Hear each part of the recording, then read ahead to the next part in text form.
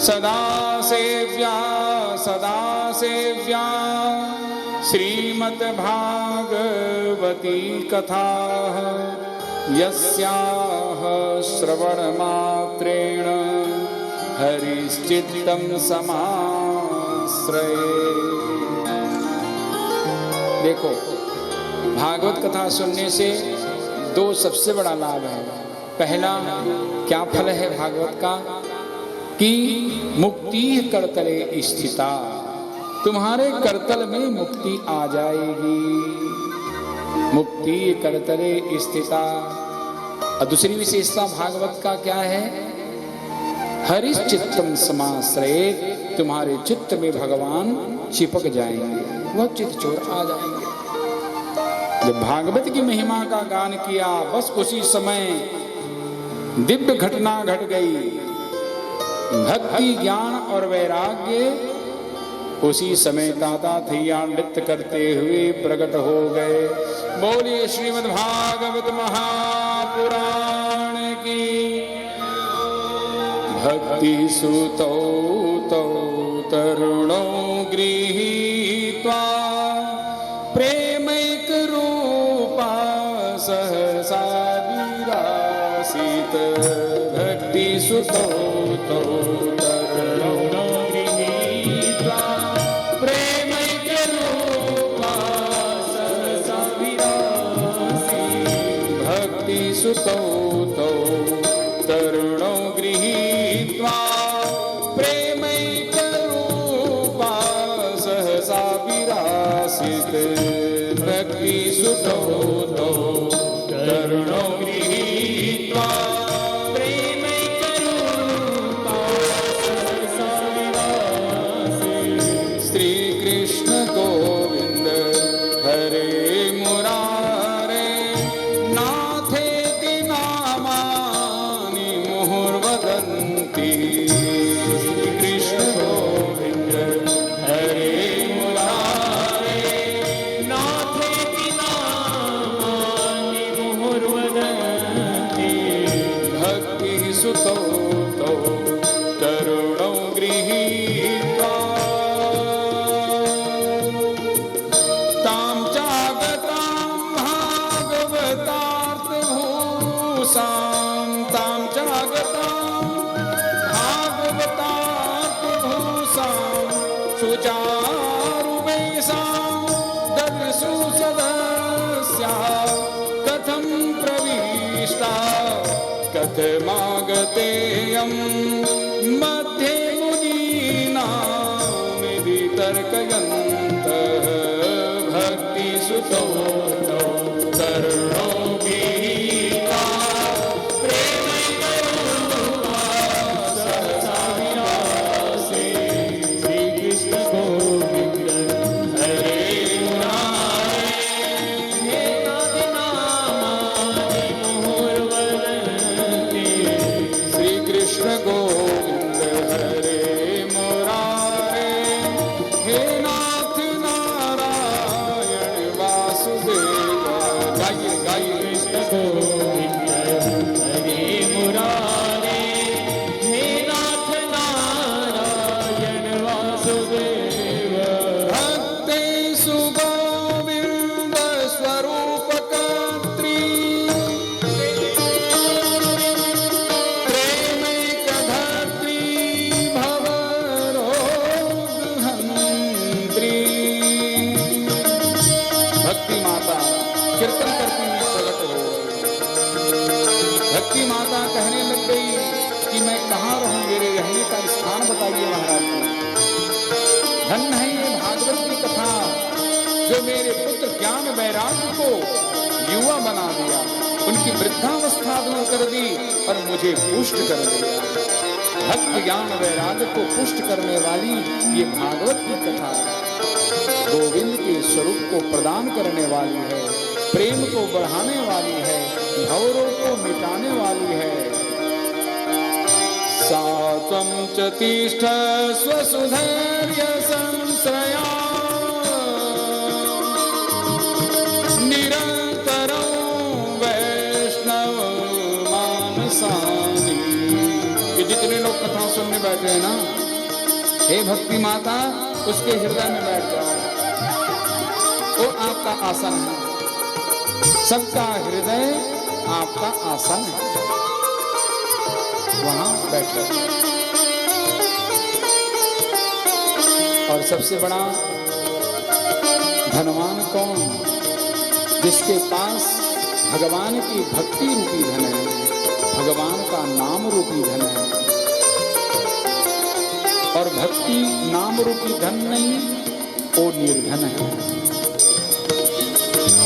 कबीर सब जग निर्धना, धनवंता नहीं को, धनवंता सोई जानिए, जाके राम नाम धन हो। सकल भुवन मध्य निर्धनास्ते धन्या, निवसति हृदयेषां श्रीहर भक्तिरेका। हरिरपि निजलोकं सर्वथा तो विहाय, प्रविशति हृदि तेषां भक्तिसूत्रोपनतः। भक्तिसुतौ तौ तरुणौ गृहीत्वा, प्रेमैकरूपा सहसा विरासीत्। भक्तिसुतौ तौ तरुणौ गृहीत्वा, प्रेमैकरूपा सहसा विरासीत्। श्रीकृष्ण गोविंद हरे मुरारे, नाथेति नामानि मुहुर्वदन्ति। श्रीकृष्ण गोविंद हरे मुरारे, नाथेति नामानि मुहुर्वदन्ति। हरे कृष्णा कृष्णा कृष्णा हरे हरे। गाइए गाइए। श्री राम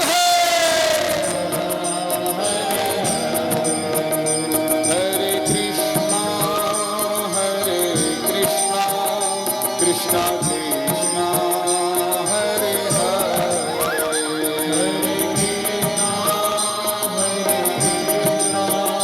कृष्णा कृष्णा हरे हरे। हरे राम राम राम हरे हरे। हरे राम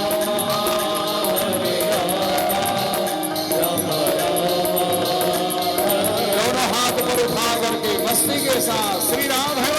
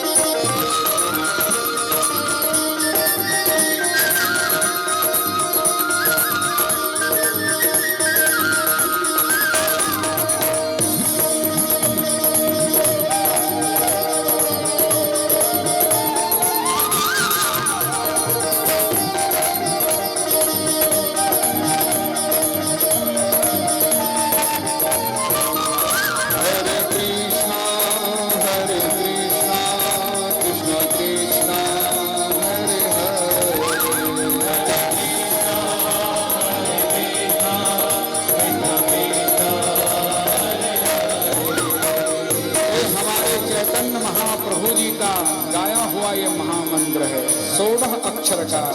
हरे कृष्णा कृष्णा कृष्णा हरे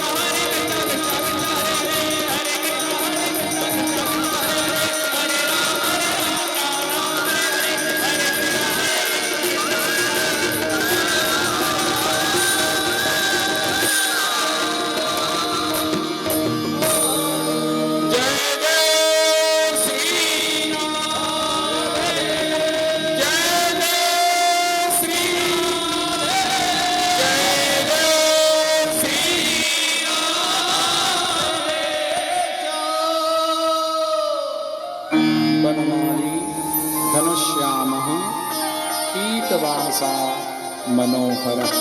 भक्ति प्रकट हो गई तो भगवान को प्रकट होने में कितनी देर लगेगी? भगवान प्रकट हो गए। प्रभु ने सबको दर्शन दिया। नारद जी ने प्रश्न पूछा, कहा भगवान इस सप्ताह ज्ञान यज्ञ को श्रवण करके कौन कौन पवित्र होते हैं, कृपा करके बताएं। महाराज शनकादिक ऋषियों ने कहा कि नारद जी, जो व्यक्ति पाप करने के अलावा कुछ करता नहीं है, जीवन भर यदि पाप करता रहे, क्रोधी हो, कामी हो, कुटिल हो, दुराचारी हो, गलत मार्ग पर जाने वाला हो, चलने वाला हो, वे भी यदि भागवत की कथा को श्रवण करे तो पवित्र हो जाते हैं। ये मानवा पाप कृतस्तु सर्वदा सदा दुराचार रता विमार्गगा क्रोधाग्नि दग्धा कुटिलाश्च कामिनः सप्ताह यज्ञेन कलौ पुनन्ति ते। और प्रसंग में धुंधकारी की कथा सुनी। एक इतिहास सनकादिक महात्माओं ने वर्णन किया। आत्मदेव ब्राह्मण की पत्नी थी धुंधली। आत्मदेव ब्राह्मण तो बड़े ज्ञानी थे, लेकिन इसके जीवन में एक कमी थी कि इसकी कोई संतान नहीं थी। संत की कृपा से देखो, संत ने इन पर कृपा करी और एक फल दिया। कहा कि पत्नी को खिलाओ, तुम्हें सुंदर पुत्र की प्राप्ति होगी। लेकिन आत्मदेव ब्राह्मण अपनी पत्नी धुंधली के हाथ में वो फल दे दिया। कहा देवी जी ये फल खा लेना। और महाराज आत्मदेव कहीं चले गए। धुंधली अब तर्क उतर्क करने लग गई। अब कैसे इस फल को खाऊं? कहीं सच में इस फल को खाने से यदि मैं गर्भवती हो गई तो मैं तो सुन रखी हूं कि सुखदेव जी अपने मां के गर्भ में 12 वर्ष तक रहे, और यदि ये बच्चा पेट में यदि साल भर से अधिक रहा, कहीं ऐसा ना हो कि मेरा प्राणांत हो जाए। कहीं गांव में आग लग जाए तो सब तो भागकर अपने जान बचा लेंगे, लेकिन मैं कहां भागूंगी? देखो ये धुंधली क्या है कि जो तर्क कुतर्क करने वाली जो हमारी बुद्धि है ना, यही धुंधली है। प्रेम से बोलो श्री राधे। बड़ा आध्यात्मिक इनकी चर्चा है इस प्रसंग की। जिन्होंने अपनी आत्मा को ही देव बना लिया। हमारी जो आत्मा है वही आत्मदेव है, और ये हमारी बुद्धि जो है वो धुंधली है, जिसमें धुंधला छाया रहता है अज्ञानता का।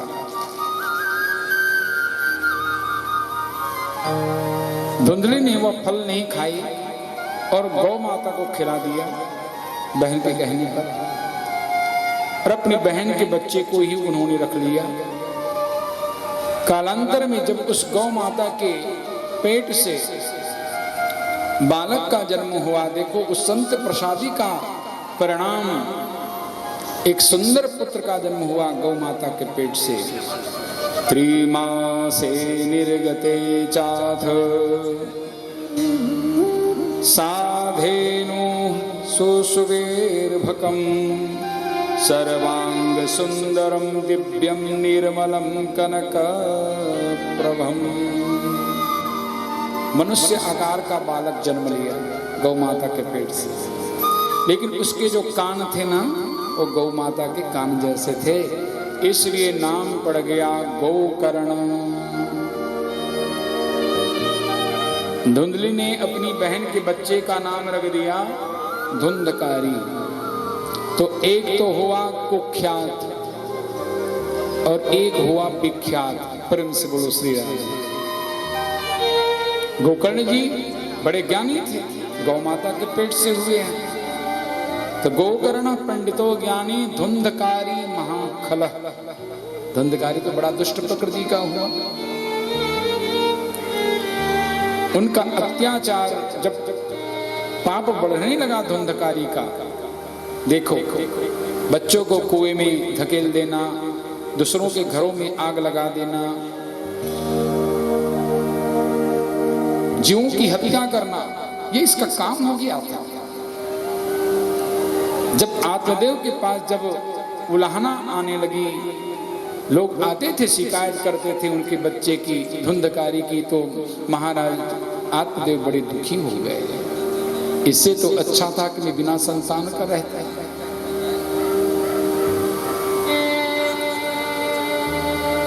असारह खलु संसारो दुख रूपी विमोह कह। महाराज आत्मदेव अपने पुत्र गोकर्ण के पास गए। गोकर्ण जी ने बड़ा सुंदर ज्ञान दिया। देहे स्थिमांस रुधिरे भिमतिं त्यजत्वं जाया सुतादिषु सदा ममतां विमुञ्च पश्यामि सं जगदिदं क्षणभङ्गनिष्ठं वैराग्य राग रसिको भव भक्तिनिष्ठः।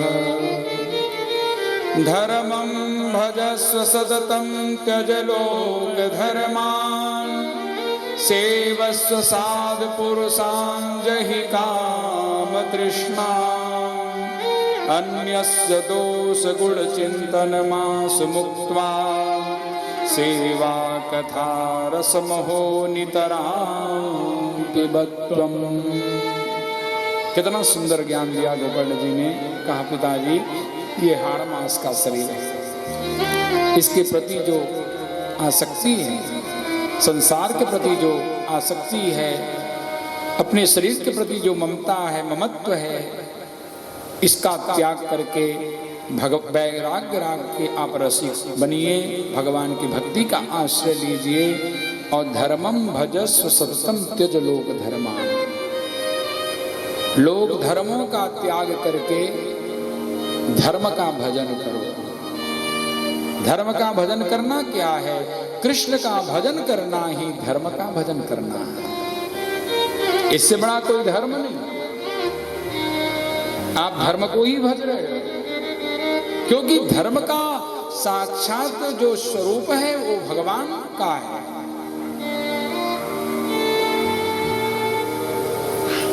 रामो विग्रहवान धर्म। राम जी धर्म की साक्षात विग्रह है। धर्म के जो 10 लक्षण बताए गए हैं ना, धृति, क्षमा, सत्य आदि, ये सब 10 धर्म के जो लक्षण हैं सब भगवान राम में हमें दिखाई देते हैं। राम साक्षात धर्म के स्वरूप है। और मेरे प्रभु मेरे बिहारी जी भी जब प्रकट होते हैं तो धर्म की स्थापना के लिए ही आते हैं। धर्म संस्थापनार्थाय संभवामि युगे यतो धर्मस्ततो जय। जहां पर धर्म है वहीं पर जय है। ध्यान देना, जहां पर धर्म है वहीं पर परमात्मा है, और जहां परमात्मा है वहीं पर धर्म है। भगवान को भजना, ये आप जो 2-3 घंटे आप बैठकर कथा सुन रहे हैं ना, बिहारी जी को ही सुन रहे हैं, बिहारी जी को ही देख रहे हैं। आंखों से देख रहे हो, कानों से सुन रहे हो, पैर से चल करके आए हो, हाथों से सेवा किए हो, प्रभु को प्रणाम कर रहे हो, जिह्वा से हरि नाम गोविंद के गुणानुवाद गा रहे हो। तो हमारी सारी इंद्रियां, जब हम बिहारी जी से जुड़ते हैं ना, तो हमारी सारी इंद्रियां चैतन्य हो जाती हैं। आंखें गोविंद का दर्शन करने लगती है, कान कथा सुनने लग जाते हैं, और जिह्वा गोविंद के गुणानुवाद गाने लगती है, और हाथ प्रभु के चरणों में पत्र पुष्प फल आदि जो भी भाव पुष्प है वो समर्पित करते हैं। और ध्यान देना कि आप चल करके आप आए हो इस कथा पंडाल में, इस महायज्ञ में। मैं निवेदन करूं कि आप जितने कदम चल करके इस महायज्ञ में आए हो, तो एक एक कदम पर आपको एक एक यज्ञ का फल की प्राप्ति हो रही है।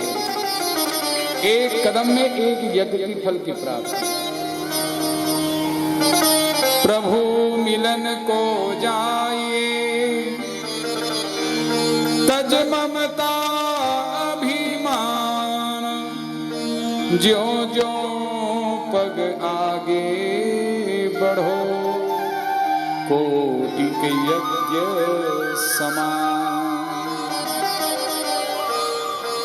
तो प्रभु को भजना ही धर्म को भजना है।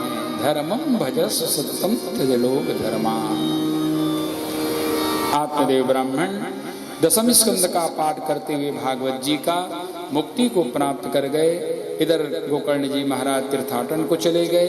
धुंधकारी के दुख में उनकी मां कुएं में कूदकर मर गई। धुंधकारी अपने घर में 5 वेश्याओं को ले आया, उसके लिए चोरी करते थे। और एक बार गणिकाओं ने सोते हुए धुंधकारी को मार डाला। उनके मुख में जलते हुए अंगार डाल दिए। तप्तांगार समूहांश। व्याकुल होकर धुंधकारी मृत्यु को प्राप्त हुआ और मरने के बाद यह धुंधकारी एक महान प्रेत योनि को प्राप्त हुआ। वायु के रूप में भूखा प्यासा ये घूमता रहता था। गोकर्ण जी को पता चला तो उन्होंने तीर्थ में जाकर के पिंडदान श्राद्ध आदि किया। गया में जाकर के जब महाराज गोकर्ण जी जब लौट करके आए अपने गांव, तो रात्रि के समय अपने कुटिया में थे गोकर्ण जी महाराज, तो विश्राम कर रहे थे। तो उसी समय ये धुंधकारी आया, भयानक रूप धारण करके। प्रेत योनि में था, कुकर्म के कारण प्रेत योनि को प्राप्त हुआ धुंधकारी। गोकर्ण जी महाराज से कुछ बोलना चाहता है वह प्रेत, लेकिन बोल नहीं पा रहा, क्योंकि कहते हैं कि प्रेत का जो मुख होता है वो सुई के नोक के समान होता है। सुई का नोक समझ गए? अब कितनी बड़ी सुई है उनके नोक। अब बताओ, वैसे उन प्रेत का मुख होता है तो क्या बोल सकता है? गोकर्ण जी ने हाथ में जल लिया, मंत्र पढ़ा, जैसे छींटा मारा बोलने की शक्ति आ गई। अपना परिचय दिया। गोकर्ण जी ने पूछा, कस्तम तुम कौन हो? कहा, अहम भ्राता त्वदीयोस्मि धुंधकारीति नामतः स्वकीयेनैव दोषेण ब्रह्मत्वं नासितं मया। मैं आपका भाई धुंधकारी हूं भैया। अपने ही दोष के कारण देखो मैं प्रेत योनि को प्राप्त हुआ। ध्यान देना, व्यक्ति को उसका पाप ही मारता है, उसको कोई और नहीं मारता, उसका पाप ही मारता है। जब आप अधर्म करते हो, पाप करते हो ना, तो समझना एक दिन वही अधर्म, वही तुम्हारा पाप तुम्हारी मृत्यु का कारण बनेगा, अधोगति को प्राप्त होगे। स्वकीये नैव दोषेण ब्रह्मत्वं नासितं मया। धुंधकारी ने प्रार्थना करी कि आप प्रेत योनि से मुझे मुक्त करें। महाराज गोकर्ण जी ने कहा कि मैंने गया में श्राद्ध किया, क्या तुम्हारी मुक्ति नहीं हुई? प्रेत ने कहा कि गया श्राद्ध सतेनापि मुक्तिर्मे न भविष्यति। एक बार कौन कहे, 100 बार भी यदि आप गया में श्राद्ध करोगे तो भी मेरी मुक्ति होने वाली, क्योंकि मैं प्रथम श्रेणी का पापी हूं। धुंधकारी ने कहा, मैंने जीवन में इतना पाप किया है। महाराज गोकर्ण जी अब चिंतित हो गए। तब गोकर्ण जी महाराज ने प्रेत योनि से मुक्ति का उपाय सूर्य नारायण भगवान से पूछा। तुभ्यं नमो जगत साक्षिन, प्रभु आप बताइए प्रेत योनि से मुक्ति का क्या उपाय है? सूर्य भगवान ने कहा, श्रीमद् भागवतार मुक्ति सप्ताहम वाचनम कुरु। यदि कोई प्रेत योनि को प्राप्त हो जाए मृत्यु के बाद, तो उसके उद्धार के लिए भागवत कथा श्रवण करनी चाहिए। उस प्रेतात्मा को भागवत कथा श्रवण कराओ। ये ऐसा ग्रंथ है जो मरने के बाद भी उसका उद्धार कर देता है। गोकर्ण जी ने जब भागवत कथा कही ना, तो ये धुंधकारी जो है 7 गांठ का बांस गड़ा हुआ तो प्रवेश कर गए। बांस के छिद्र में प्रथम गांठ पर बैठ गए। जैसे पहले दिन की कथा विराम हुई, पहली गांठ खुली, दूसरी दिन की कथा विश्राम हुई, दूसरी गांठ खुली। इस तरह से सप्त ग्रंथि विभेदनम। और उस समय धुंधकारी फिर प्रेत योनि को त्याग करके सुंदर भगवान ने अपना स्वरूप उनको दे दिया। श्याम स्वरूप धारण करके अपने माथे पर मुकुट और कानों में कुंडल, हाथों में कंगण, कंधे में सुंदर दिव्य पीतांबर और भगवान के द्वारा भेजे हुए विमान पर बैठकर धुंधकारी भगवान के धाम को चले गए। ये भागवत की महिमा है। धन्या भागवती वार्ता प्रेत पीड़ा विनाशनी सप्ताहोऽपि तथा धन्यः कृष्णलोकफलप्रदः।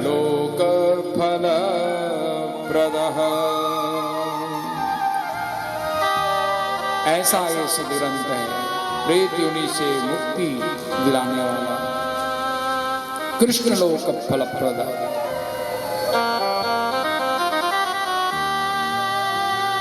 विमान एक ही आया था केवल धुंधकारी के लिए। गोकर्ण जी ने भगवान के पार्षदों से पूछा था, कहा महाराज कथा सुनने वाले तो इतने लोग बैठे, हजारों की संख्या, लेकिन विमान तो जितने श्रोता उतने विमान आना चाहिए, लेकिन एक ही विमान आया धुंधकारी के लिए। तो भगवान के पार्षदों ने कहा कि गोकर्ण जी देखो, कथा में भीड़ तो बहुत है कथा में, लेकिन ये केवल हैं, उपस्थित नहीं है। प्रेम से बोलो श्री राधे। केवल शरीर उपस्थित है, मन उपस्थित नहीं है, क्योंकि मन तो हिसाब किताब कर रहा है। प्रेम से बोलो श्री राधे। शरीर तो यहाँ बैठा, लेकिन हमारा मन दुकान में जाकर शॉपिंग कर रहा है, खरीदारी कर रहा है। क्यों? ध्यान देना, आप वही हो जहां तुम्हारा मन है। यदि कोई व्यक्ति दुकान में बैठ, क्योंकि आवाज ध्वनि यंत्र के माध्यम से आवाज जा रही है, कोई व्यक्ति दुकान में बैठ कर